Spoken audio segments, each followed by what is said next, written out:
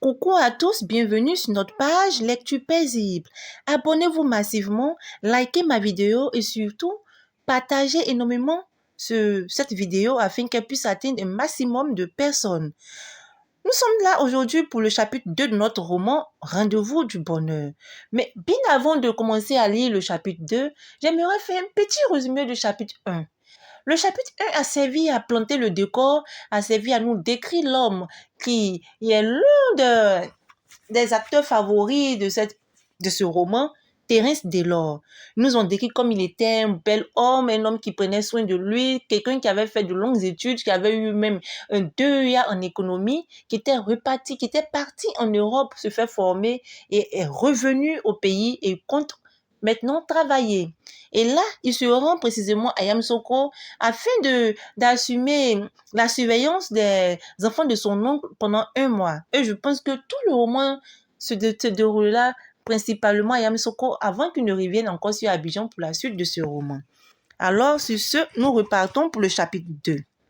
Thérèse Delors arriva à Yamoussoukro avec un sentiment de joie et de gaieté latente. Il se disait qu'en 1 mois, il allait conquérir cette ville qu'il ne connaissait pas vraiment.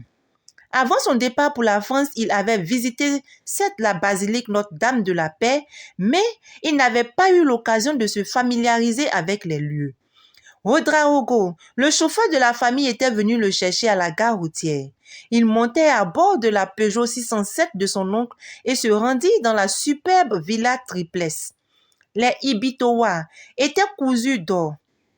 Célestin était un éminent homme d'affaires et son épouse Cécilia était fondée de pouvoir dans une banque à Yamoussoukro. Leur maison, dans un style très moderne, avait toutes ses façades carrelées et le sol à l'intérieur tout en marbre. Le séjour était vaste et composé de plusieurs salons. Le plafond haut et en stuc avait des lustres aux reflets incandescents. Les murs étaient décorés de tapisseries et de toiles de grands peintres ivoiriens. Thérèse Delors aimait ce côté très tradition de son oncle. Ce dernier, bien qu'ayant longuement vécu en Europe, était très proche des coutumes et valeurs africaines. Chaque fois qu'il en avait l'occasion, ses actes tendaient à pérenniser la culture de ses origines. Et cela se ressentait également dans le décor de sa maison. Un des salons était entièrement meublé en rotin avec des coussins recouverts de pagne baoulée.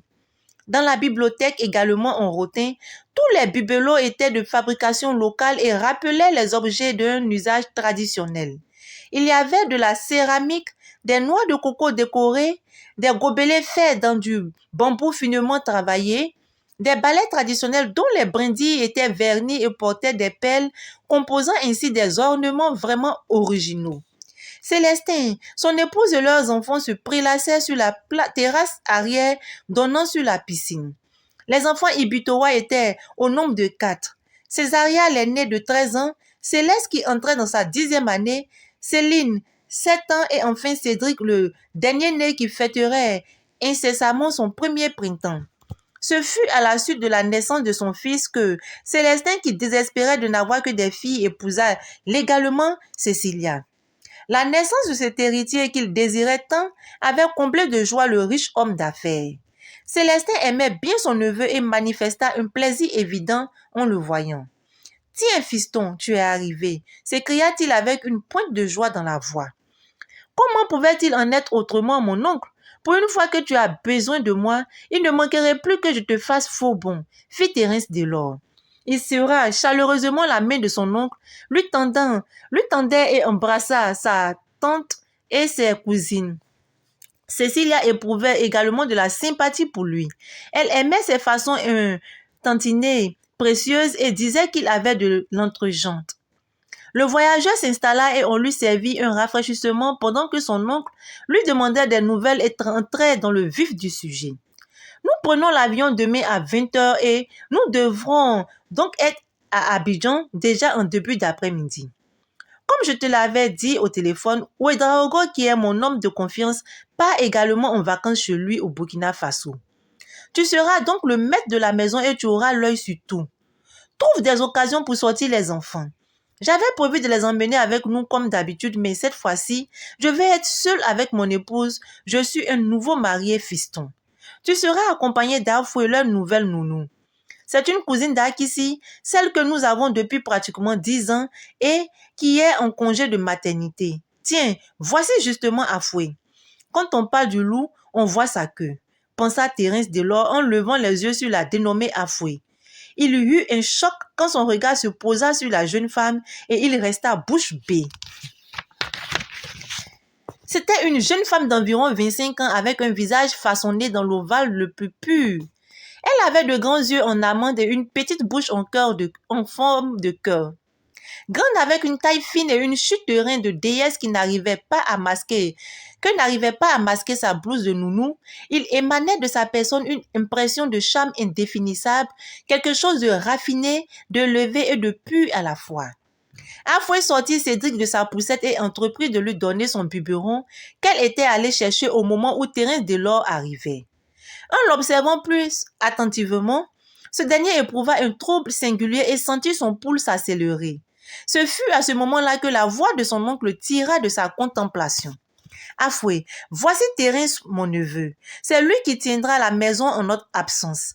Il vous accompagnera les enfants et toi dans tous vos déplacements. Ses impressionnantes épaules garantiront votre sécurité. » Quand la jeune femme leva les yeux sur l'homme que son patron lui présentait, elle fut saisie par sa grande beauté et son charme viril. Il avait exactement le physique du prince charmant qui, dans ses rêves d'adolescente, lui rendait visite. Il la prenait par la main, il sortait bras dessus, bras dessous pour une longue promenade dans les bois. Puis, il dansait au son d'une douce musique, hymne à l'amour que chantaient les oiseaux dans les arbres. Ensuite, il la ramenait dans sa chambre par la fenêtre et posait ses lèvres sur les siennes. Elle se réveillait toujours à ce moment-là, le cœur palpitant. Quoique moins souvent, elle faisait encore ce rêve et attendait toujours son prince. Grand Dieu, son attente serait-elle enfin couronnée de gloire? La voix de son patron la ramena également à la réalité. Voilà, fiston, je crois que tout est dit. Je te donne carte blanche pour tout gérer comme tu l'entends. Mais je ne veux pas que tu sortes ni que tu ramènes de filles à la maison. Considère ton séjour ici comme une mise au vert parce que tu dois être frais et dispo quand tu commenceras à travailler. Fit son oncle d'un ton sans réplique. Césaria pouffa. À la fois espiègle et dotée d'un esprit très précoce, elle avait parfaitement compris le sens des propos de son père. Il faut donner de bons exemples à cette demoiselle, reprit Célestin Ibitoa en désignant sa fille aînée. Ce qui provoqua le rire de son épouse et celui de Césaria. Je ne suis pas très porté sur ces choses, mon oncle, mendit Thérence Delors en éclatant lui-même de rire. J'espère que tu dis vrai. De toute façon, les murs ont des oreilles ici et je voyage en laissant mes oreilles derrière. Ainsi s'achève notre chapitre 2. Et oui, l'amour, hein, quand ça commence. Monsieur qui croise la fille et qui se sent troublé. Madame aussi à qui on fait la présentation qui est troublée aussi à son tour. Waouh! On peut dehors et déjà penser que celle dont il s'entichera est Afoué. Mais est-ce que cet amour-là sera de tout repos? Nous le saurons au fur et à mesure que nous lirons les chapitres de ce roman.